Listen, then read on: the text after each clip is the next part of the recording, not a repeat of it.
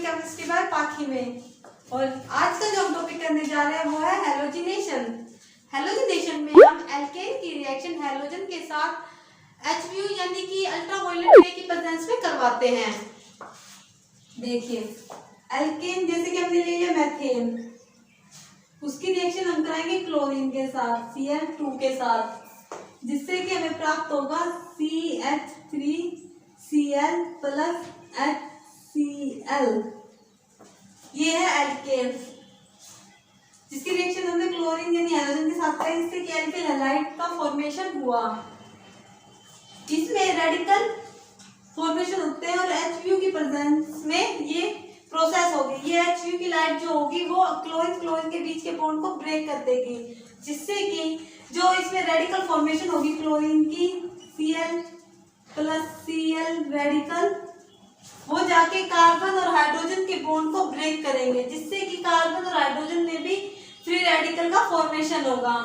और फिर ये क्लोरीन आके इस एक कार्बन के साथ और एक हाइड्रोजन के साथ अटैच हो जाएगा। जैसे कि मान लीजिए CH4 है, CHHNH plus chlorine and chlorine HBU की प्रेजेंस में। ये HBU की लाइट जो है वो क्लोरीन के बॉन्ड को बीच से ब्रेक करेगी और रेडिकल का फॉर्मेशन करेगी। और साथ ही साथ फिर ये जो रेडिकल होंगे क्लोरीन के Cl प्लस Cl रेडिकल है, वो जाके कार्बन और हाइड्रोजन के बॉन्ड को ब्रेक करेंगे। मान लीजिए ये वाला कार्बन और हाइड्रोजन के बीच का बॉन्ड ब्रेक होता है, और जिससे कि carbon hydrogen hydrogen and hydrogen और रेडिकल का फॉर्मेशन हो गया। एक तो ये कार्बन का हो गया क्योंकि कार्बन हाइड्रोजन के बीच का बॉन्ड टूटा, और एक हाइड्रोजन के पास भी एक फ्री रेडिकल होगा, साथ में हाइड्रोजन के पास भी एक फ्री रेडिकल होगा। और अब ये एक क्लोरीन है, दोनों वो जाके एक कार्बन के साथ और एक हाइड्रोजन के साथ अटैच हो जाएगा, एक कार्बन के साथ और एक हाइड्रोजन के साथ अटैच हो जाएगा। ये बना है एल्किल हैलाइड।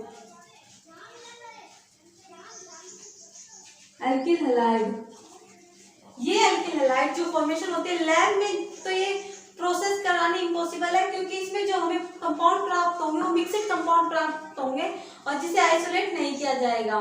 क्योंकि जब हम इसकी रिएक्शन कराते हैं तो ये रिएक्शन तब तक नहीं रुक पाती जब तक ये सारे हाइड्रोजन जो है वो क्लोरीन में चेंज नहीं हो जाते, क्योंकि लाइट और क्लोरीन उसमें ज्यादा मात्रा में प्रेजेंट होते हैं, क्योंकि एक सिंगल क्लोरीन के एटम को लेके रिएक्शन कराना पॉसिबल नहीं हो पाता, जिसके कारण ये आगे रिएक्शन करता जाएगा Cl2 प्लस HBU।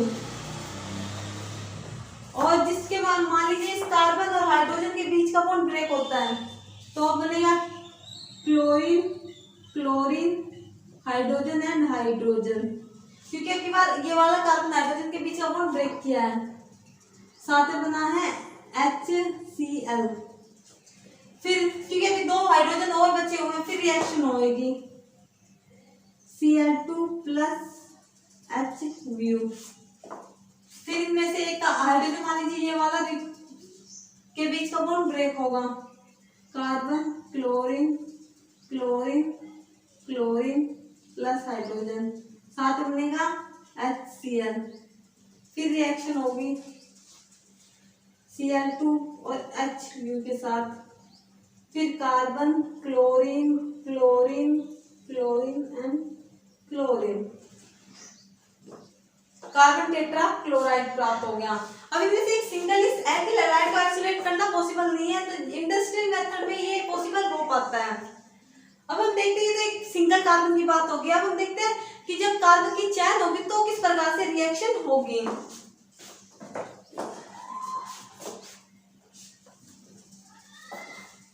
कार्बन की चेन होगी तो उसमें जो फ्री रेडिकल बनेंगे उसमें से हमें ये देखना होगा कौन सा फ्री रेडिकल स्टेबल है। तो इससे पहले हमें कार्बन के जो रेडिकल होंगे वो कितने डिग्री के होंगे, 1 डिग्री 2 डिग्री 3 डिग्री, ये पहचान में आने चाहिए। मान लीजिए हमारे पास एक एग्जांपल है, carbon hydrogen CH3 CH3 CH2 and CH3। ये एक जो मैंने कंपाउंड लिया उसमें 2 डिग्री 3 डिग्री और 1 1 डिग्री, सभी प्रकार के कार्बन आपको मिल जाएंगे। पहले आप कार्बन को पहचानिए, कौन सा कार्बन कितने डिग्री का है, और वो जितने डिग्री का कार्बन होगा उसके जो रेडिकल फॉर्मेशन होंगे वो भी उतने ही डिग्री के कहलाएंगे। ये देखिए, अब हमें डिग्री को पहचानना है, तो ये देखिए कार्बन है, ये डायरेक्टली कितने कार्बन से, एक जो सिंगल कार्बन लोगे आप, वो डायरेक्टली कितने कार्बन से अटैच है वो देखिए, ये डायरेक्टली एक ही कार्बन से अटैच है। ये जो सिंगल एक कार्बन के साथ अटैच है वो तो कहलाएगा 1 डिग्री। और ये वाला कार्बन इस कार्बन के साथ में अटैच है, इसके साथ भी और इसके साथ भी, तो ये है 3 डिग्री, क्योंकि 1, 2 और 3 डायरेक्टली ये वाला कार्बन 3 कार्बन के साथ अटैच है 3 डिग्री। अब ये ऊपर वाला कार्बन देखिए, डायरेक्टली इस कार्बन के साथ अटैच है तो है 1 डिग्री। अब ये देख लीजिए, ये कार्बन और ये कार्बन, इस कार्बन को देखिए, ये कार्बन दो तरफ से कार्बन से अटैच है, एक इस कार्बन से और एक इस कार्बन से, तो ये है 2 डिग्री। और ये वाला डायरेक्टली है एक कार्बन के साथ अटैच, तो ये है 1 डिग्री। हमेशा ध्यान रखना, जो ज्यादातर स्टेबल जो कंपाउंड बनते हैं रेडिकल के हिसाब से, तो 3 डिग्री रेडिकल सबसे ज्यादा स्टेबल, फिर 2 डिग्री एंड फिर 1 डिग्री स्टेबल।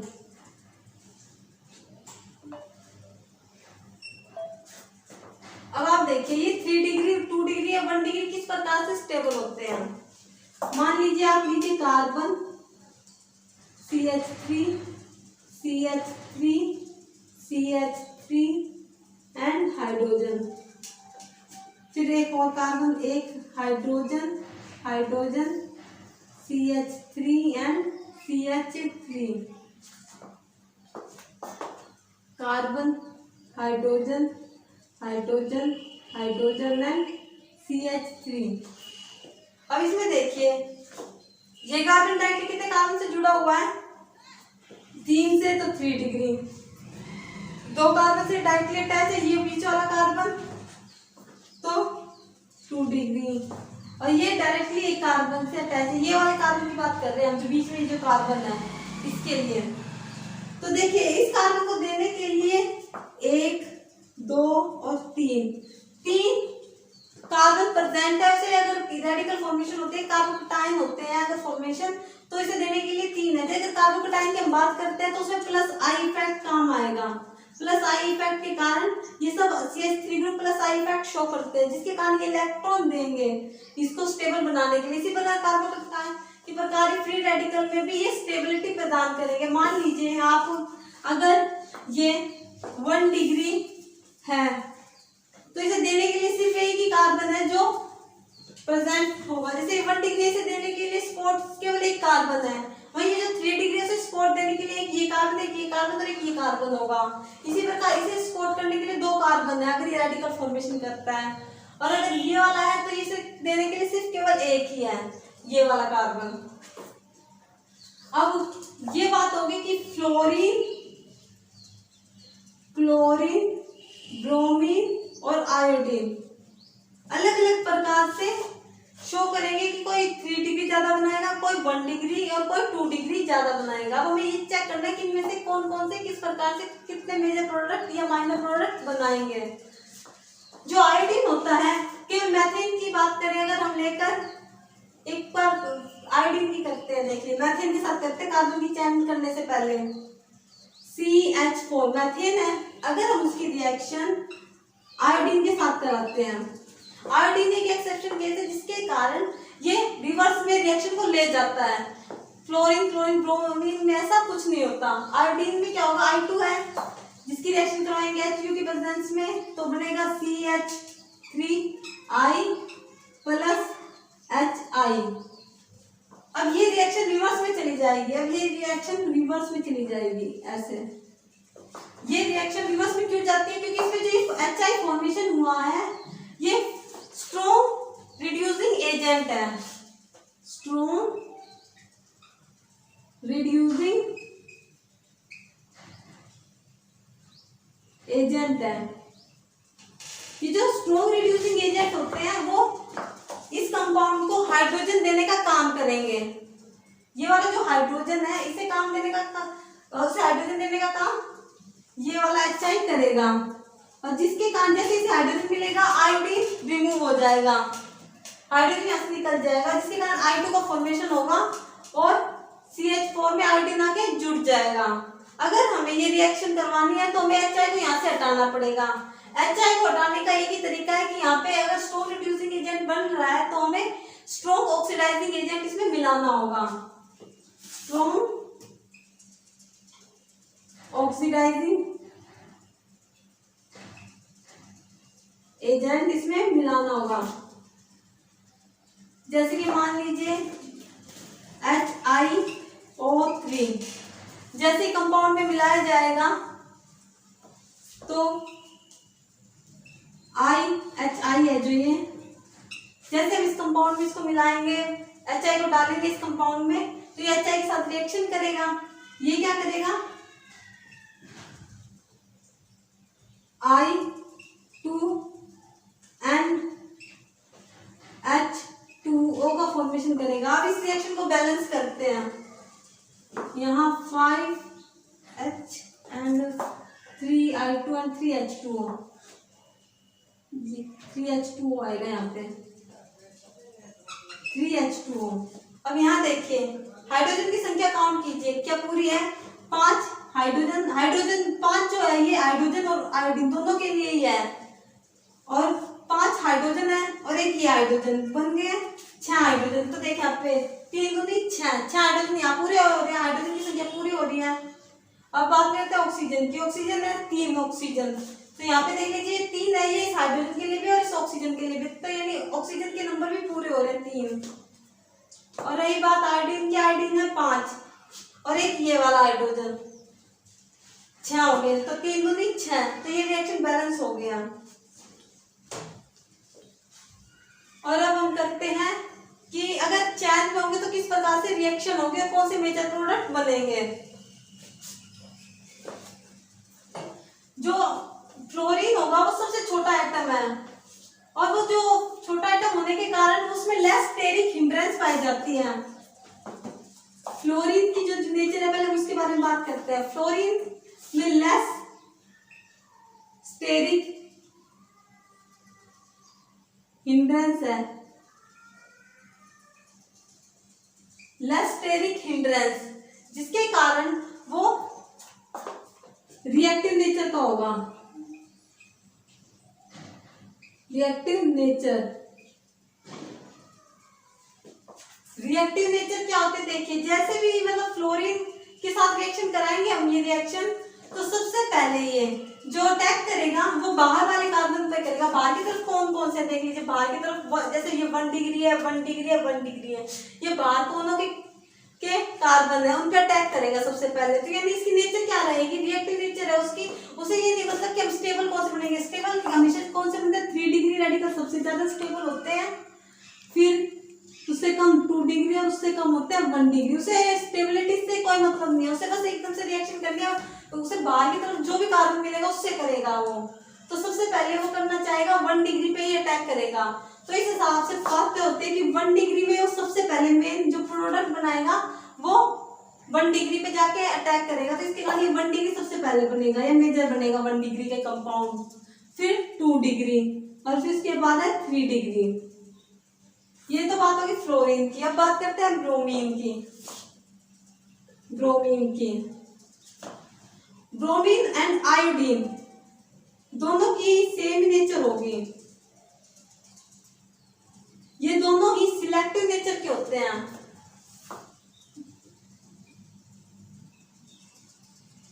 सिलेक्टिव नेचर,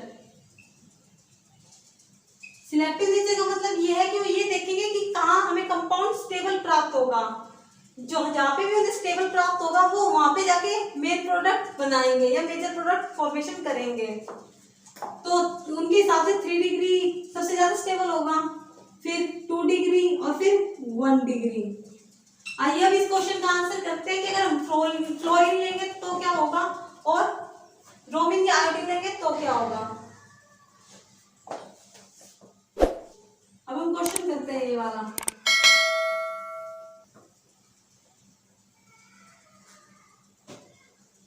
मान लीजिए हमने लिया फ्लोरीन F2 HU की प्रेजेंस में, तो देखिए जैसा कि मैंने बताया है कि 1 डिग्री सबसे ज्यादा स्टेबल होता है इसमें, तो मेजर प्रोडक्ट क्या बनेगा, इसमें 1 डिग्री बनेगा। 1 डिग्री के 3 ऑप्शन है, किसी के साथ भी जुड़ जाएगा ये। मान लीजिए हमने यहाँ पे जोड़ा इसे, तो कंपाउंड क्या बनेगा, CH3 CH CH3 CH2 and CH2F। Fluorine यहाँ जुड़ेगा। आप यहाँ पे भी जोड़ सकते थे, यहाँ पर भी और यहाँ पर भी, कहीं पर भी आप इसे जोड़ सकते थे, पर 1 डिग्री कार्बन पे जोड़ना है, ये वाला मेजर प्रोडक्ट बनेगा। हम मेजर प्रोडक्ट बना रहे हैं माइनर में हम, तो ये क्या है, एक मेजर। अब बात करते हैं ब्रोमीन की। ब्रोमीन HU की प्रेजेंस में, तो देखिए ब्रोमीन के हिसाब से 3 डिग्री सबसे ज्यादा स्टेबल होता है, तो उसके हिसाब से 3 डिग्री का ऑप्शन एक ही है, ये एक ही कार्बन है, तो इसी के हाइड्रोजन को रिमूव करके बॉन्ड फॉर्मेशन करेगा। CH3 CH3 Br CH2 CH3, ये हो गया ब्रोमीन। और अब होगा आयोडीन, I2HU। इसमें भी सेम इसी प्रकार से 3 डिग्री कार्बन स्टेबल बनेगा। CH3 CH3 I CH2 CH3। ये हमने फ्लोरीन, ब्रोमीन और आयोडीन 3 की बात कर ली है। और नेक्स्ट वीडियो में जो हम करेंगे वो बात करेंगे हम क्लोरीन की, क्योंकि क्लोरीन में ना सिलेक्टिव और रिएक्टिव दोनों की गुण होते हैं, जिसके कारण उसी कैलकुलेशन निकालना थोड़ा हार्ड हो जाता है, उसके लिए हमें कुछ कैलकुलेशन करनी पड़ेगी। वो सब हम जो मेथड करेंगे कैलकुलेशन की, वो नेक्स्ट वीडियो में करेंगे। बाकी वीडियो देखने के लिए थैंक यू।